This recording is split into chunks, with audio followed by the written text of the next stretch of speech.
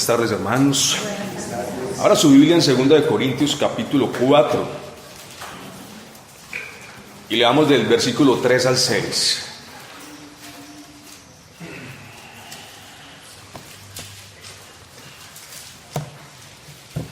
Dice la palabra: pero si nuestro evangelio está aún encubierto, entre los que se pierden está encubierto, en los cuales el Dios de este siglo cegó el entendimiento de los incrédulos, para que no les resplandezca la luz del evangelio de la gloria de Cristo, el cual es la imagen de Dios. Porque no nos predicamos a nosotros mismos, sino a Jesucristo como Señor, y a nosotros como vuestros siervos por amor de Jesús. Porque Dios, que mandó que de las tinieblas resplandeciese la luz, es el que resplandeció en nuestros corazones para iluminación del conocimiento de la gloria de Dios en la faz de Jesucristo. Bueno, Padre, te damos gracias por esta porción de tu Escritura. Aquí estoy en debilidad, Señor, para intentar exponer un punto de vista de este bendito y glorioso pasaje. Dirige pues nuestras acciones en este momento para que esta palabra produzca efectos para santificación de nuestras almas y para tu gloria. Lo ruego en el nombre de Cristo Jesús. Amén. Hermanos, quiero abordar este texto, este pasaje, de una manera particular. Quiero enfocar dentro de este texto dos expresiones que usted puede contemplar ahí fácilmente. Una es el Evangelio y la otra expresión es la gloria de Dios. Bueno, quiero hacer una especie de conexión entre estas dos expresiones, estas dos ideas bíblicas, y poder extraer una enseñanza para la iglesia hoy. De alguna manera, lo que voy a enseñar se puede conectar con el pasado mensaje del hermano Melkin. El hermano, por ejemplo, habló de un espejo donde usted va y mira, contempla la voluntad de Dios, esa voluntad la cual usted después se dispone a obedecerla, a cumplirla, a llevarla. Bueno, y también voy a hablar hoy del mismo espejo del hermano, que es la palabra de Dios, con el fin de obtener desde ese espejo un conocimiento, el conocimiento de la gloria de Dios que se muestra en la faz de Jesucristo. Vamos a mirar entonces algunas conexiones y veremos que hay una relación, hay una conexión. El mensaje lo he titulado de la siguiente manera: la gloria de Dios en el Evangelio. O de otra manera, en el Evangelio se refleja la gloria de Dios. El rayo más potente de la gloria de Dios lo vamos a encontrar precisamente en el Evangelio. Entonces iniciemos a desarrollar este tema. Bueno, cuando usted escucha hablar de la gloria de Dios, son muchas las ideas que hoy en día pululan en el ambiente evangélico. ¿Se acuerda de una canción de este famoso cantante, La Gloria de Dios? ¿Cómo llama ese señor? Ricardo Montaner. Tremendo, ¿no? Uno que se dice cristiano, bueno, pero realmente dudamos de que sea cristiano. Y impresionante que un hombre cuya gloria es él mismo, cuya imagen que él admira es este mundo y su fama, bueno, intente escribir un tema como este, la gloria de Dios. Entonces hoy encontramos a muchos por ahí hablando como autoridades de este tema, cuando realmente están lejos, están a miles de kilómetros de poder experimentar, de vivir o de enseñar que es la gloria de Dios. Yo me acuerdo en la pasada comunidad donde estuve yo, de donde, gloria a Dios, el Señor sacó a mi familia, era muy común, y mi hermana me dirá si es así, ella estuvo más tiempo, ella estuvo más influenciada, se escuchaba mucho decir: Dios no comparte su gloria, Dios no comparte su gloria. Y claro, eso es una verdad bíblica, una verdad tremendamente señalada en la Escritura. Pero cuando uno veía lo que predicaba, la enseñanza, donde le mezclaban humanismo, donde le mezclaban psicología, autoestima, todo esto, bueno, uno decía: ¿qué es lo que no entendieron de Dios no comparte su gloria? ¿Qué parte de Dios no comparte su gloria no entendieron?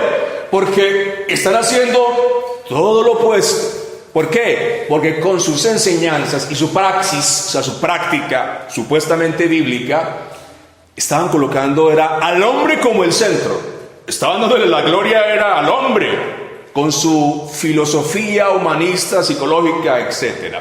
Entonces, hay mucha ambigüedad en este tema, como creo en este círculo reformado, o mucha falacia, mucha mentira y mucho engaño respecto a este tema. Quiero mirar un poco ese tema.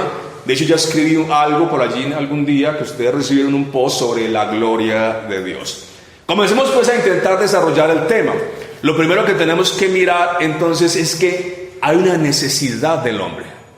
Ojo como lo estoy colocando, una necesidad del alma humana. Y esa necesidad no es ni más ni menos sino contemplar la gloria de Dios. Sin esa contemplación no hay vida. Olvídense, no hay vida espiritual, no hay santificación, no hay camino de la vida eterna. Bueno, sin esa contemplación, el hombre va a permanecer muerto, condenado eternamente y para siempre. Sin esa contemplación de esa gloria no hay lugar a transformación a la imagen de Cristo. No es posible. En este sentido, entonces, estamos hablando de un tema trascendental en el Evangelio, la gloria de Dios. Miremos esto. Si el Evangelio es poder de Dios para salvación, es por una razón. Porque ese Evangelio revela, muestra algo. ¿Qué muestra? Muestra la gloria de Cristo. Muestra la gloria de sus perfecciones morales. Muestra la gloria de su carácter santo, perfecto, sin pecado y sin mancha. Muestra los hechos del Redentor, las obras del bendito Cordero de Dios. Así que el Evangelio es poder de Dios porque revela algo muy particular y específico, un plan de redención y un Redentor que lo lleva a cabo. Es poder de Dios porque revela el conocimiento de la gloria de Dios que se muestra directamente en la faz de Jesucristo. Estamos entonces ante un tema vital, un tema fundamental que debe ser considerado por todo aquel que diga soy cristiano, soy creyente. Ahora, cuando hablamos de la gloria de Dios, ¿a qué se referirá? Bueno, estamos hablando de la belleza de su carácter, estamos hablando de su magnificencia y poder, nos referimos a el esplendor de sus perfecciones, las maravillas de sus poderosos hechos, de su bendito accionar. Una gloria que es implícita en su naturaleza. Dios es glorioso por quién es Él. Dios es glorioso por lo que hace, por su decreto, por sus planes, por sus disposiciones, por todo lo que Él encierra. Él es digno de recibir gloria y honor. El único ser en todo el universo que merece honra, alabanza, exaltación en grado sumo es el único Dios verdadero, lleno de gracia, lleno de verdad. Así que estamos hablando de su grandeza, estamos hablando de su honra, del reconocimiento que Él se merece por parte de toda la creación acerca de quién es Él y de cuáles son sus poderosos hechos. Ahora, los destellos de su grandeza, de su magnificencia, de su poder, de su gloria, esos destellos impactan todo el universo, todo lo creado, cada fase de la historia humana. Esa majestuosidad cubre la inmensidad de lo creado.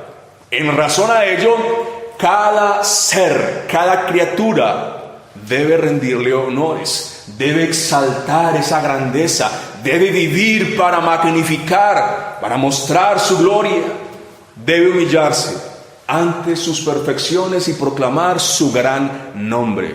En todo el universo, entonces, nada ni nadie tiene más esplendor que el Dios que se revela en las Escrituras y que claramente Cristo nos mostró. La tragedia, entonces, del hombre incrédulo, del hombre no arrepentido, es no poder admirar esa gloria o creer que la admira pero realmente lo que está haciendo es admirar un ídolo, alguien que no es el Dios de la Biblia. Qué tragedia la del hombre incrédulo, hermanos. No poder contemplar al más hermoso de los hijos de los hombres, no poder admirar al admirable, y peor, creer que lo está haciendo cuando en realidad no está sucediendo así. Así que admirar o no admirar esta gloria tiene implicaciones para la vida de todo ser humano, tanto en esta temporalidad, en esta vida presente, como en la vida que sigue después de la muerte. Ahora miremos que en el Edén, antes de la caída, el hombre podía admirar la gloria de Dios. Allí estaba Dios en el jardín, oían su voz, podían exaltar a su creador, su grandeza, pero cuando el hombre tomó la decisión de ser su propio Dios, de gobernarse a sí mismo, cuando el hombre escuchó a la serpiente y le creyó, seréis como dioses. Entonces, cuando el hombre hizo eso, renunció a dar gloria al único y verdadero Dios. Cuando el hombre dirigió su mirada a sí mismo, cuando dejó de posar su mirada en el que lo creó y pasó a mirarse él mismo, su propia supuesta grandeza humana, perdió aquello que le daba vida. Se desconectó de la realidad que era la esencia de su ser. Adán y Eva fueron creados ¿para qué? Para darle gloria a Dios y para extender el conocimiento de esa gloria en toda la tierra, partiendo desde ese lugar allí, Edén, y extendiéndose. Ese era el propósito a toda la tierra. Ahí falló el hombre, cuando el hombre quitó su mirada por un instante y se miró a sí mismo, miró su propia grandeza y se volvió entonces Dios para sí mismo. Se desconectó de esa realidad, se desconectó de su responsabilidad y de su deleite. Ahora se avergüenzan, perdieron el deleite. Entonces, cuando el hombre hizo eso, entró el pecado. Y con el pecado pues entró la muerte. Desde esta perspectiva, podría yo decir entonces que el pecado puede definirse como el fracaso de la criatura en darle gloria al Dios que lo creó. Eso es pecado en una forma, ¿no? Es fracasar en esa responsabilidad. Debo darle gloria a mi creador y no lo estoy haciendo. Debo honrarle obedeciendo y no lo estoy haciendo. Y esto entonces, este fracaso en darle la gloria a Dios está ocurriendo por la imposibilidad de ver esa gloria. Hay un conector entonces entre ver la gloria de Dios y la facultad de vivir para esa gloria. Estos dos elementos entonces, ¿cuáles? Ver la gloria de Dios y vivir para la gloria de Dios. Estos dos elementos están mutuamente conectados, son mutuamente incluyentes, se retroalimentan. Si un ser humano no puede ver la gloria de Dios, no la gloria de Dios de Montaner, no, esa no, la gloria de Dios de la Biblia, si el hombre no puede ver la gloria de Dios que se revela en la faz de Jesucristo, como dice el texto, no podrá vivir para esa gloria. Parta de ahí, elemental, mi querido Watson. No podrá vivir para esa gloria.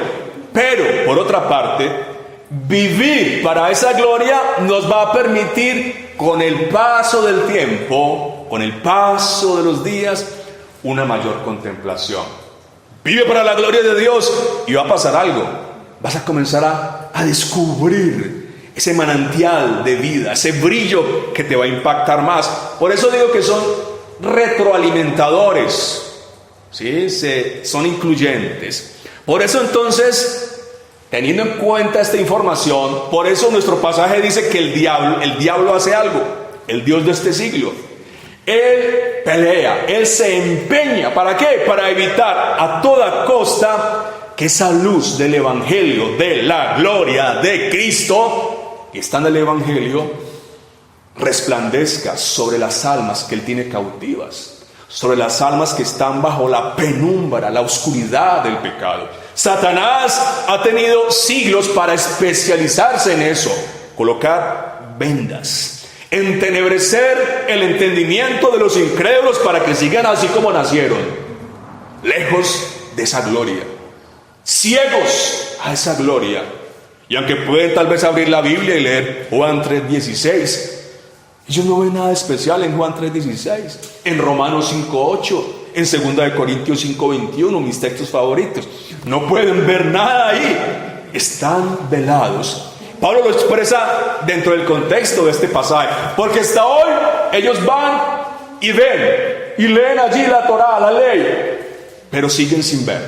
Están ciegos. Satanás hace muy buen trabajo en eso. Hay que destacarle el esfuerzo del hombre. Ahí es muy bueno en seguir oscureciendo ese entendimiento para que el hombre no vea esa gloria, porque él sabe que cuando el hombre vea esa gloria, voilà, Dios hará resplandecer la luz en el corazón, podrá ver lo que antes no veía y se iniciará una transformación y Satanás perderá a uno de sus súbditos. Entonces, el Satanás hace eso. Satanás se ha diversificado, colocando ante la mirada del hombre toda clase de brillos, toda clase de espejito. ¿Quién es el más bonito? ¿Cierto? Pero el gran espejo de la palabra, no. Quitémoslo. Satanás hace eso. ¿Para qué? Para que el hombre no pueda contemplar al sol de justicia, que es Cristo. Por eso dice el pasaje, el evangelio verdadero, ese que predicaba Pablo, el evangelio bíblico está encubierto entre aquellos cuya mirada está focalizada en el brillo de la propia gloria humana, de los brillos de la gloria de este mundo, de los reinos de este mundo. Y mientras eso siga de esa manera, el hombre está perdido. El hombre no tiene esperanza. El hombre seguirá hacia su final en condenación eterna. No puede existir entonces tarea más importante en esta tierra, en este peregrinaje, que mirar por los ojos de la fe las perfecciones morales y los hechos magníficos de la persona a la que la Biblia llama el más hermoso de los hijos de los hombres, nuestro bendito Salvador.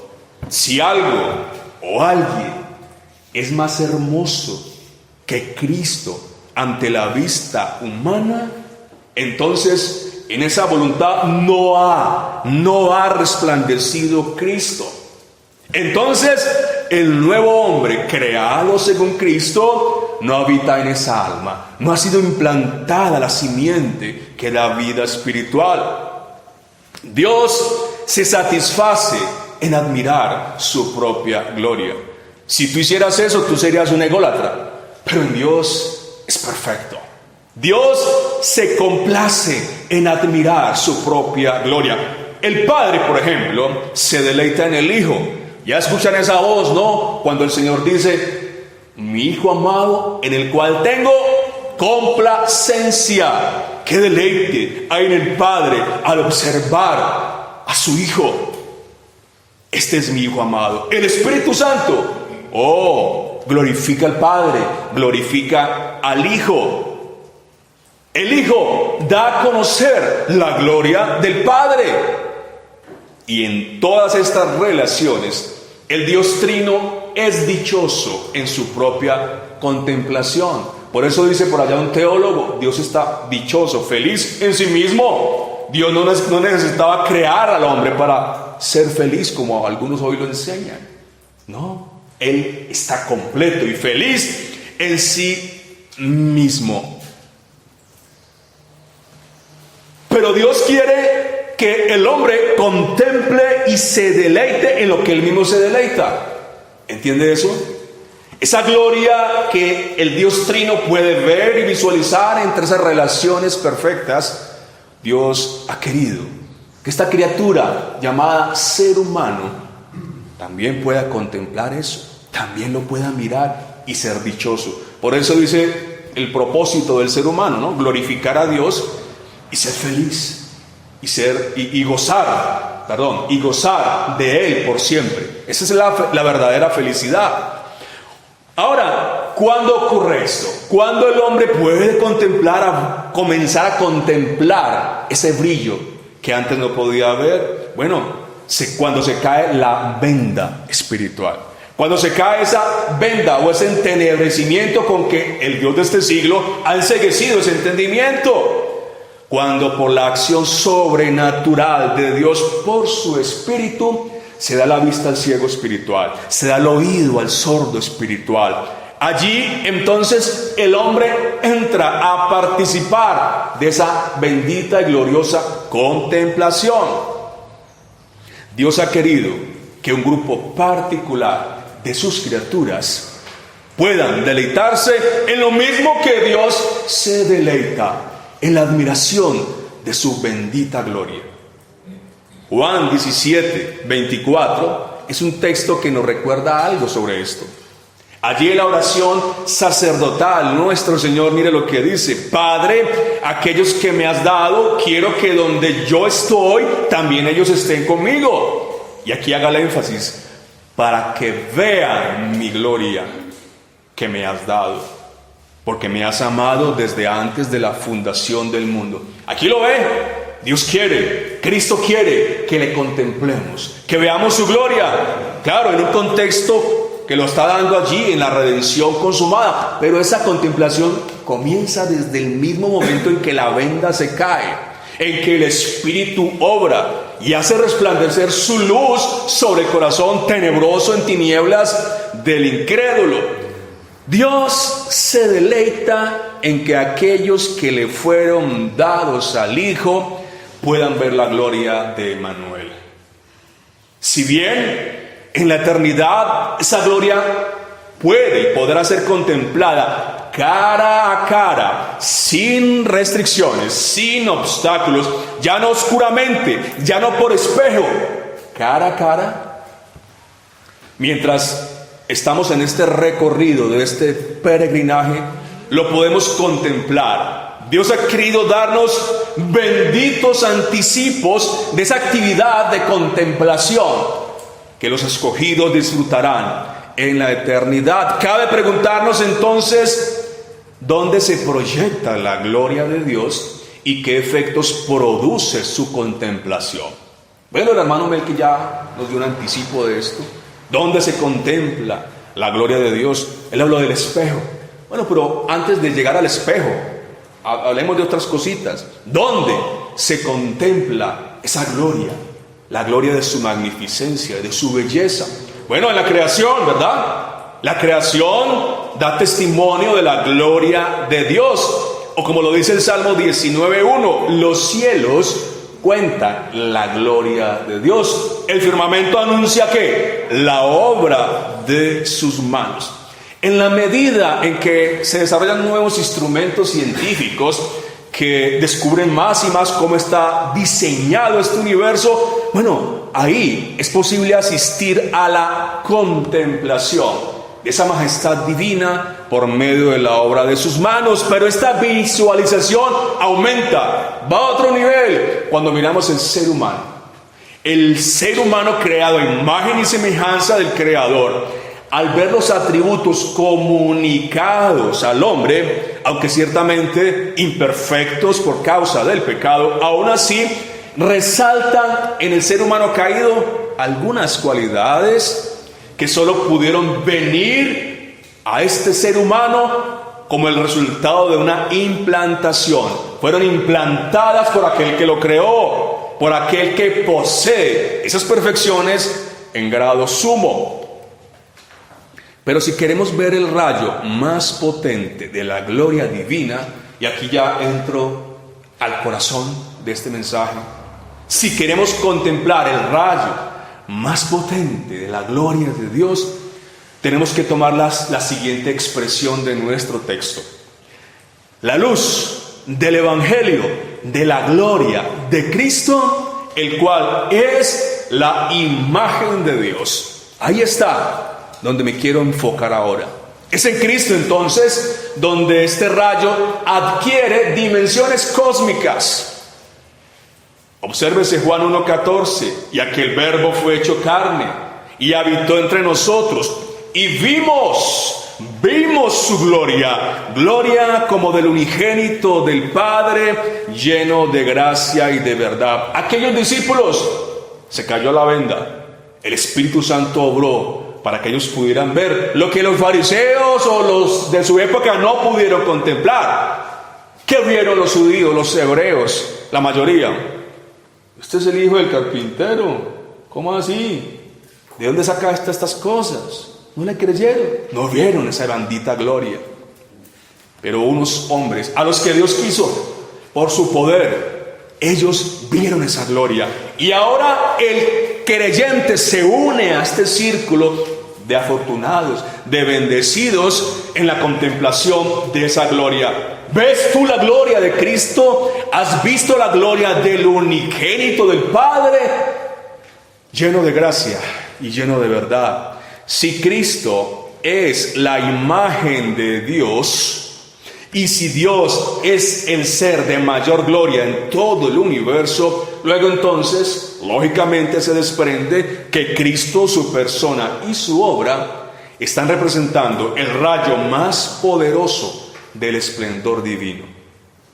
Por eso los enemigos del Evangelio están empeñados en ocultar ese brillo, en bloquear la luz que emana del sol de justicia. Esa es la especialidad de estos falsos maestros. Algunos intentan eclipsar. Usted sabe que es un eclipse, ¿no? Ahí está el sol, ya se ve muy poquito. Algunos intentan eclipsar al sol de justicia. ¿Para qué? Para que si bien su luz no desaparezca totalmente, porque hay allí algunos conocimientos teológicos, bueno, sí colocan por delante el brillo del humanismo, de la psicología, de los enunciados teológicamente, políticamente correctos. Y explico un poquito esto. Son esos enunciados teológicos fríos, ¿no? Donde si bien usted no encuentra falsas enseñanzas, el problema no es lo que dice, el problema es lo que no dicen. Y estos maestros, donde hay muchos hoy de la tal reforma de este siglo XXI, bueno, se han especializado en elaborar bonitos enunciados teológicos, pero fríos de la contemplación del brillo de la gloria de Cristo. Me pregunto, ¿por qué un predicador de estos no magnifica en la predicación el nombre del más hermoso de los hijos de los hombres? Creo que es porque él no está viendo ese brillo. Porque si un predicador está enganchado a esa contemplación, sí o sí su predicación tiene que reflejarlo. ¿Sí o no? Eso es la lógica. Eso es espiritual. Tú estás lleno de esa contemplación. En tu predicación lo vas a mostrar. Pero algunos simplemente calibran ciertos enunciados. Suenan bonitos, ¿sí? Se escuchan lindos. Pero hay cosas que no están diciendo. ¿Qué otros obstáculos para eclipsar la luz del sol de justicia? Moralismo, las filosofías y otros inventos parecidos, así, inventos del diablo, que se han mezclado, que se han entretejido con la verdad, cuyo final es destruir la verdad. Ese es el final, en últimas. Que no desconfíe, ¿no? No, es que no son las herejías de Maldonado. Mire, está hablando sana doctrina. Sana doctrina, es una iglesia de sana doctrina, ¿sí? Bueno, miremos hasta dónde esa sana doctrina impacta y está conectada con el bendito evangelio de nuestro Señor Jesucristo. Están entonces eclipsando una verdad. ¿Cuál verdad? Que Cristo es glorioso. ¿Y qué hacen entonces? Están encubriendo ante la mirada humana ese brillo. No hay esperanzas entonces, ni presentes ni futuras. Ahora, escarbando un poco más profundo, no basta solo con decir que el rayo más luminoso de la gloria de Dios se proyecta en Cristo. Es el principio general, pero debemos ir más profundo, debemos escarbar un poquito más. Y aquí quiero entrar a una nueva fase en este mensaje. Necesitamos más detalles de cómo el bendito Redentor hace esto. En otras palabras, Cristo es el rayo más potente, ¿cierto? Pero dentro de sus hechos redentores, ¿dónde se encuentra la fuente que proyecta este infinito rayo? Vamos a mirar entonces algo de esto. Vayamos a una historia del Antiguo Testamento para poder admirar esto. En Éxodo 33, 18, Moisés le pide a Dios: muéstrame tu gloria, muéstrame tu gloria. Y en el Éxodo 34, ahí seguidito, le invito a que lea, este sí lo quiero que lo lea, Éxodo 34, del 5 al 8, del 5 al 8, mire lo que dice acá. Y quiero que usted note atención al detalle de cómo la gloria de Dios se va a manifestar en el Evangelio, aquí en el texto que voy a leer. Empiece a trabajar allí, no se me duerma, use su cerebrillo ahora. Dice este texto: y Jehová descendió en la nube y estuvo allí con él, proclamando el nombre de Jehová. Mire lo interesante. ¿Quién está proclamando el nombre de Jehová? Jehová. Y pasando Jehová por delante de él, proclamó. Mire lo que proclamó Jehová. Jehová, Jehová, fuerte, misericordioso y piadoso, tardo para la ira y grande en misericordia y verdad, que guarda misericordia a millares, que perdona la iniquidad, la rebelión y el pecado, y que de ningún modo tendrá por inocente al culpable. Al malvado, perdón.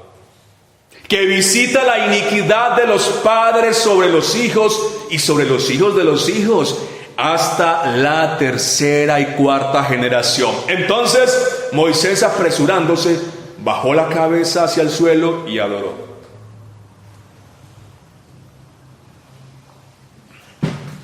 Esa petición de Moisés, muéstrame su gloria, ¿cómo la concede Dios? Mediante palabras, mediante la articulación de palabras que Moisés pudo entender. Todo esto que está el Señor declarando aquí acerca de Él, acerca de su misericordia al perdonar pecadores, acerca de su justicia inviolable, porque no tendrá por inocente al culpable. Allí está contemplando Moisés la gloria de Dios. Y eso mismo hacemos cuando el espejo del que hablaba el hermano se abre.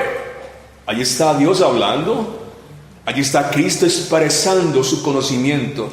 Y allí estamos mirando su gloria. ¿Sí o no? El conocimiento de Dios es admirable.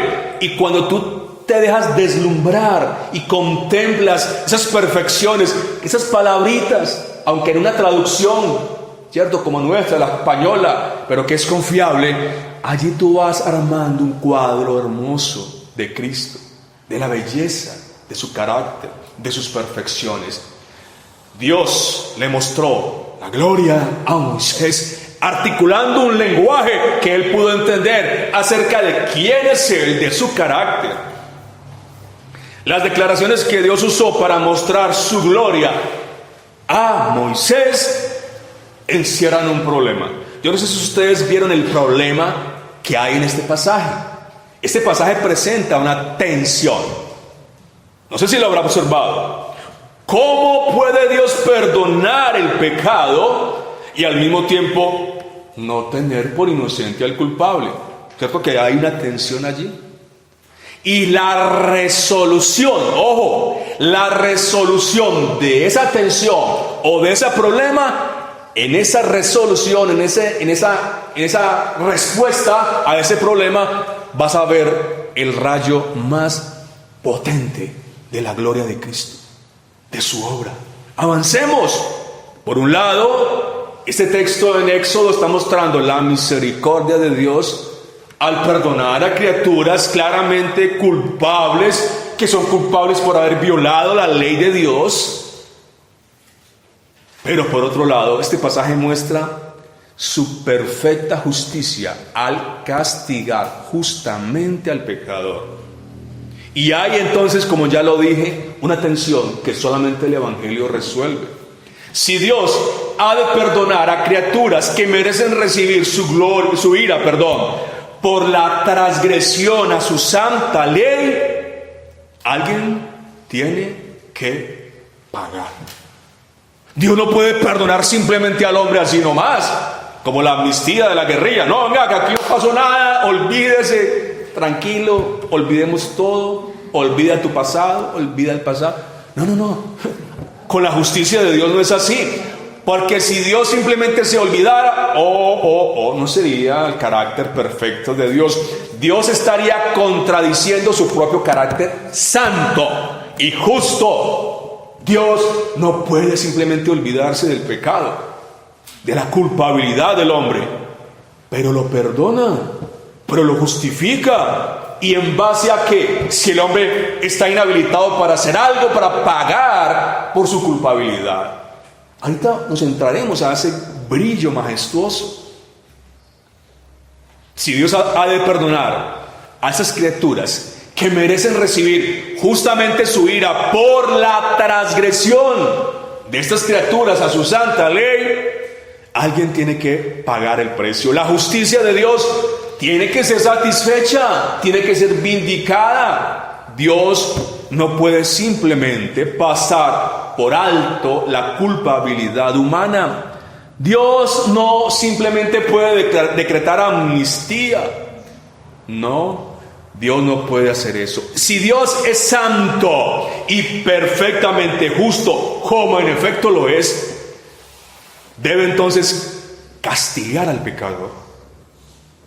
La sentencia del Edén debe cumplirse. Sin embargo, Dios perdona a aquellos que merecían su justa ira, a un grupo de ellos, a sus escogidos. En la resolución de este asunto, entonces, se encuentra el rayo más luminoso de la persona de Cristo, de la obra del Salvador, y por ende, la luz más intensa de la gloria de Dios. Vamos aterrizando. No podemos quedarnos solamente en el Dios manifiesta su gloria en Cristo. Sí, pero ¿qué? ¿Qué más? ¿Qué más hay abajo? Y aquí apenas estoy en la superficie. Esta tensión de este texto de Éxodo se resuelve cuando analizamos el concepto de la sustitución. Usted ya lo sabe, lo voy a recordar otro poquito. Dios se hace hombre. La segunda persona de la Trinidad asume naturaleza humana. Dios, el Hijo, nos visita. Y en condición de hombre, de siervo, en semejanza de hombre, ofrece su vida para que, sin pasar por alto la justicia del Padre, Dios pueda perdonar a pecadores culpables. De esta manera, entonces, Dios resuelve el problema. De esta manera, entonces, Dios no pasa por alto la vindicación o la satisfacción de su justicia. De esta manera, entonces, se cumple la máxima del pasaje que estudiamos allí en Éxodo. Dios no tendrá por inocente al malvado, es decir, Dios castigará con fuego eterno al culpable. ¿Y cuál es el culpable? Sencillamente aquellos que no vengan a la fe que justifica. Pero si el culpable viene a la fe del sustituto que es Cristo, lo que Cristo hizo en la cruz se le cuenta a su favor para que ya no sea culpable, para que ahora sea declarado inocente. Eso se llama justificación. Y entonces reciba la otra máxima del pasaje: recibir el perdón y la misericordia del perfecto Dios. ¿Ves gloria acá? ¿Ves el brillo de la gloria de Dios acá? Tú, pecador, ¿qué merecías? No es cielo. Yo, pecador, ¿qué merecía? Infierno, condenación. En maldad me concibió mi madre, en maldad viviendo años sin anunciar esa gloria, sin manifestar su gloria, más bien haciendo todo lo contrario. Y que Él haya querido a ti y a mí elegirnos de entre una gran multitud que iban rumbo a la muerte eterna, sacarlos, separarlos, para que hoy manifestemos esa gloria al mundo y vivamos para esa gloria. Hay gloria ahí, hay un brillo. Bendito aquel que lo hace posible. Tú no podías, yo no podías. Pero para Dios todo es posible y por eso vino Cristo, para hacer lo imposible, para hacer que lo imposible se volviera posible, la redención de estos hombres pecadores. Termino con esto. Cuando el pecador arrepentido puede contemplar el sacrificio del Hijo de Dios a su favor, ocurre transformación para vida. Ya lo dice 2 Corintios 3:18. Mirando a cara descubierta en ese espejo la gloria de Cristo que se refleja ahí, somos transformados de gloria en gloria. Cuando este pecador arrepentido se da cuenta que Cristo padeció en su lugar, sustituto, ahí ocurre transformación para vida.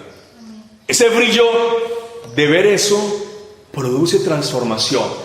Te capacita, te prepara para lo que el hermano enseñó. Obedecer la palabra, no ser oidores olvidadizos. ¿Sí ve? La ley nos muestra nuestra culpabilidad, pero no nos capacita para cumplir. La ley nos muestra, somos responsables delante de Dios. La ley no nos puede llevar por sí misma a las cumbres. Pero ¿qué hace la ley? Como dice Pablo, la ley es el ayo que nos dirige a Cristo. El guía nos marca el camino. Allí está el Evangelio, para que el Evangelio sí te dé alas y puedas subir a esas alturas. Cuando se da cuenta el pecador arrepentido, entonces puede admirar al admirable. Cuando puede el pecador arrepentido deleitarse en la imagen de este Cordero sustituto, venciendo como el león de la tribu de Judá, entonces la contemplación de estos hechos lo llevan a adorar al Cristo crucificado y resucitado. Por eso Pablo se propuso predicar a Cristo y a este crucificado. ¿Y qué tienes que hacer, hermano predicador? Hacer lo mismo que Pablo hizo. No, pero algunos ya prediquemos algo más relevante. Ya se habla mucho de eso. ¿Cómo así? Eclipse. Ahí está, eclipsando la gloria de Cristo que se proyecta en el Evangelio. Cuando este pecador arrepentido se entera que Dios no simplemente se olvidó de sus transgresiones, sino que las puso en la cuenta del bendito sustituto, para que esa cuenta fuera saldada, fuera cancelada, entonces solo puede hacer algo: rendirse ante la majestad de las alturas en agradecimiento, en adoración, a cantar esos himnos con su corazón, a orar en disposición de su voluntad, por aclamar y honrar a ese Dios, por obedecer la palabra y no ser un simple oidor olvidadizo, por hacer que sus afectos, su pasión, sus deseos, sus emociones, su voluntad, su intelecto, su mente, su corazón, todo su ser se sincronice a una sola tarea: darle gloria, darle honor, darle alabanza. Cuando este pecador arrepentido se da cuenta de que Cristo recibió la ira de Dios, el golpe de la vara de la justicia de Dios, por causa de los pecados, no de Cristo, Él es impecable, por causa de sus pecados. Tu pecado, hermano, tu pecado, hermana. Cristo recibió la ira de Dios. ¿Sabes qué es eso? Yo todavía no sé a profundidad qué es eso. He podido explorar algo de ese conocimiento. Pero ¿te imaginas? El que era uno con el Padre desde la eternidad y hasta la eternidad, dice: Dios mío, ¿por qué me has desamparado? ¿Usted ha pensado pronto en algo en eso? El bendito de los benditos en la cruz siendo maldición, porque estaba llevando el pecado de los que Él vino a salvar. El perfecto, santo y sin mancha, por Dios siendo hecho pecado para que nosotros fuésemos hechos justicia de Dios en Él. si esto no impacta tu vida, yo no sé qué lo va a hacer. Ahí está la gloria del Evangelio. Ahí está la gloria que transforma. Hermano, te invito a que medites. Te invito a que contemples ese brillo más profundo.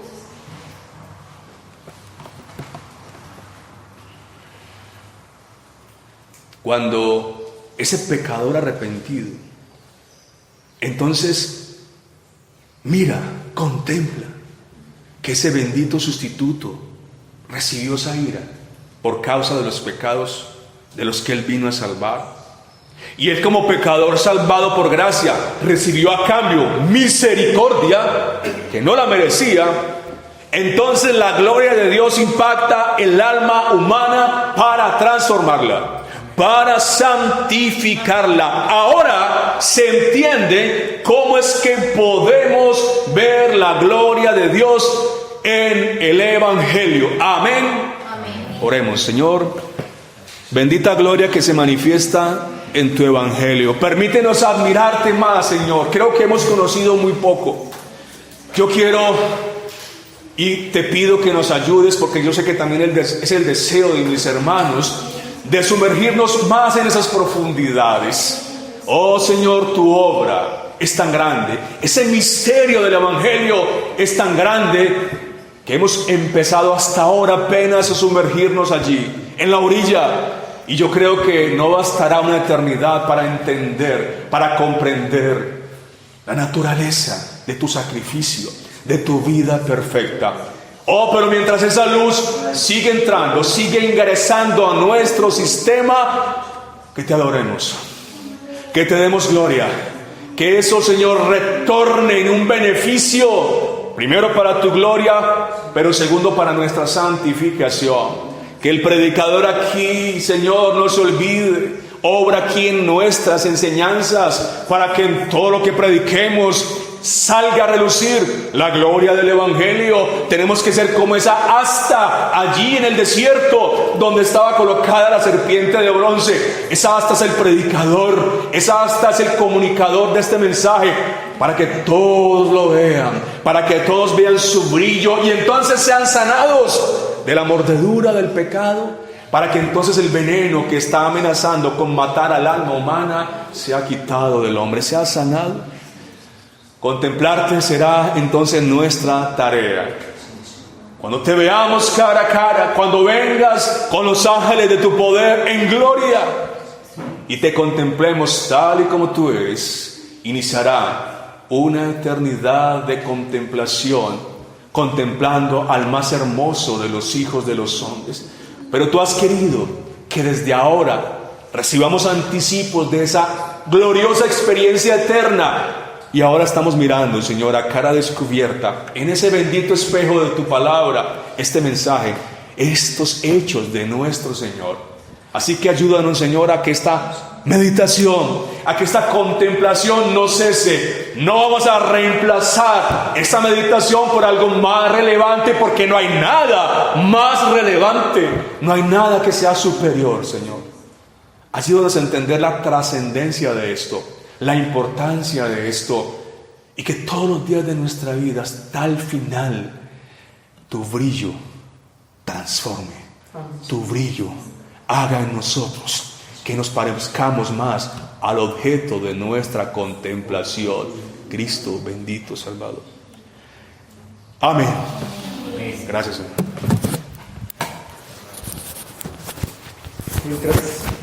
Hubo un momento mientras el hermano predicaba y yo estaba diciendo, bueno, ¿cómo de una u otra manera podemos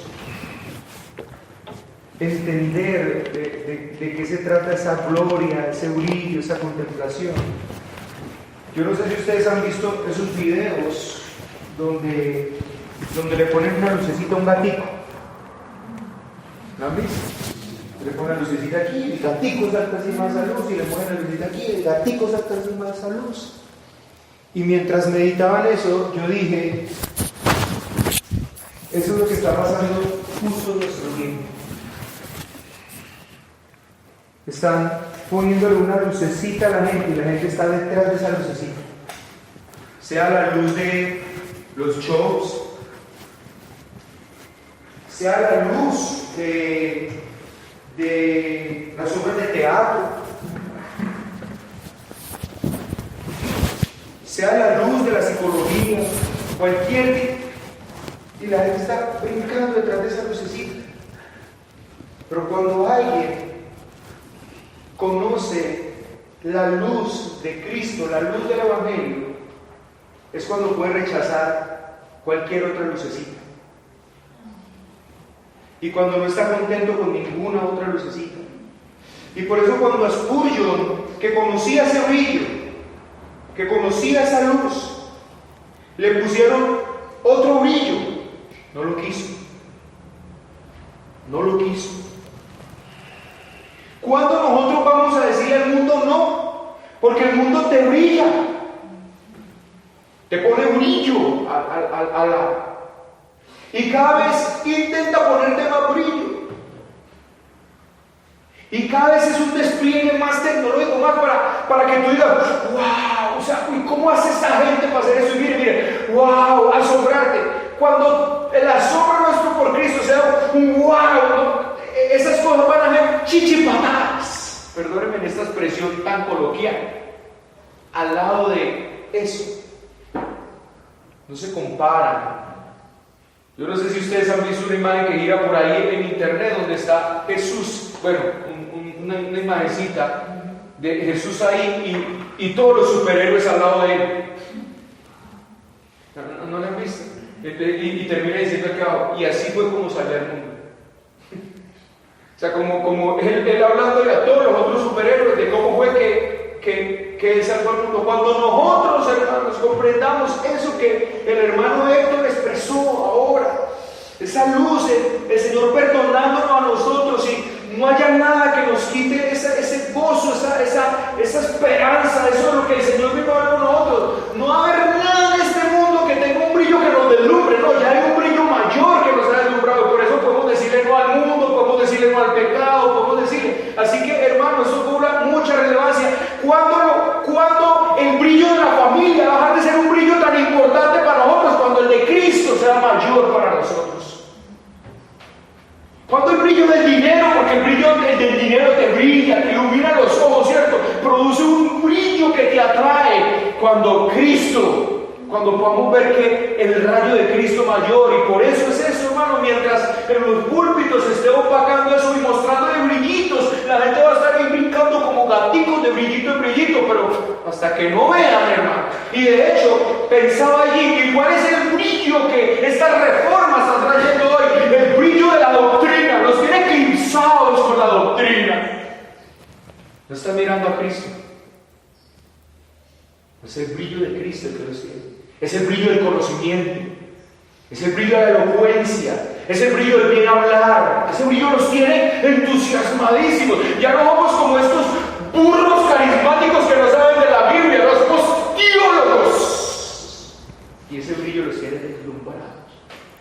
Todos, hermanos, necesitamos deslumbrarnos con este mensaje, con lo que Cristo hizo, pensar en eso. Señor, ¿qué fue lo que tú hiciste por nosotros? Que nosotros alcancemos a entender la dimensión de eso cada vez más. Y estoy seguro, yo sé una cosa, hermano, yo creo que las profundidades aquí en esta tierra no las vamos a tocar, pero sí sé una cosa, que hay más profundidades, porque hay hombres que nunca cambiaron a Cristo absolutamente por nada, porque descubrieron en Cristo su mayor valor, su mayor tesoro, su mayor brillo, su mayor gloria.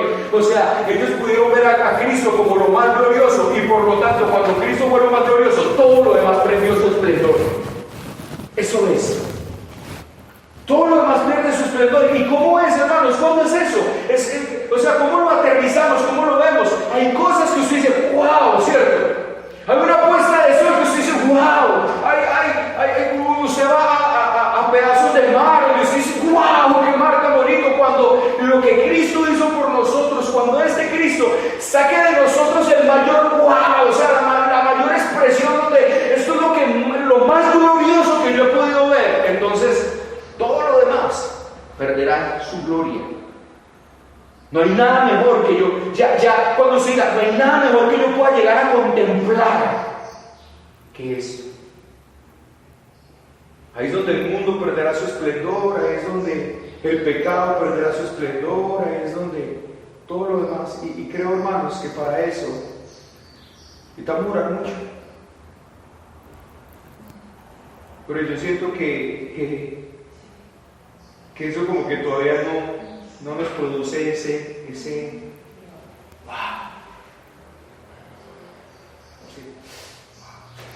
lo que tú hiciste, Cristo, ¿cierto? Lo que tú hiciste. Bueno, y no sé, pueden ser dos razones. Una, que no te hayas dedicado mucho a mirar. Y otra, que espero que no sea, pero que puede ser una posible, que tú todavía tengas una venda que no ha sido quitada. Puede ser eso. Ahí está. Tal vez puede ser por lo más mirado más y contemplado más y más, para que tú puedas ver cada vez más y más y te asombres cada vez más de esa gloria del Señor. Y puede ser que simplemente aún tengas una venda. Y no como los carismáticos que andan arrancando vendas mágicas, ¿cierto?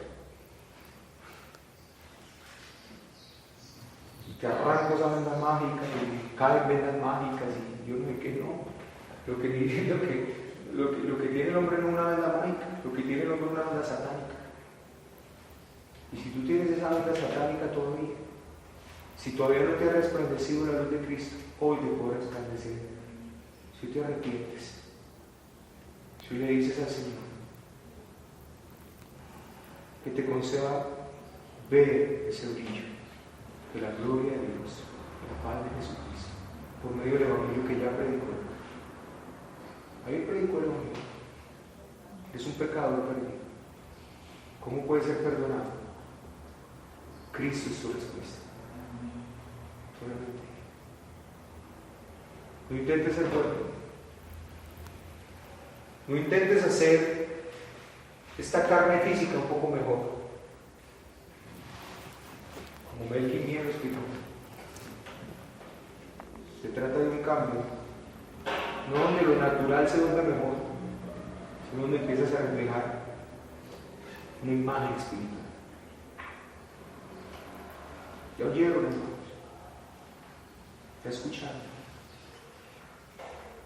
No hay excusa. No tienen excusa. Todos los que estamos acá esta mañana o esta tarde ya somos inexcusables. Inexcusables. Tanto para hacer lo que como iglesia tenemos que hacer, tanto para hacer lo que como individuos tenemos que hacer, somos inexcusables. Pero ahora comprenden por qué la gente sigue viviendo como yo. Porque de los púlpitos te tienen los demás.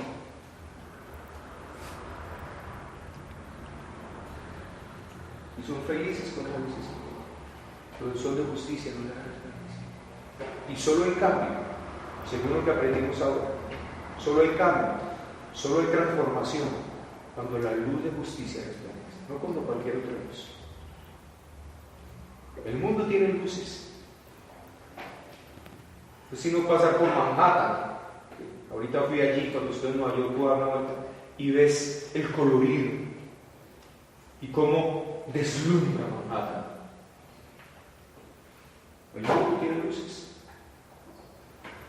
la religión tiene luces, pero solo hay una luz que transforma. Amén. Solo hay una luz que transforma. Señor, gracias por este día.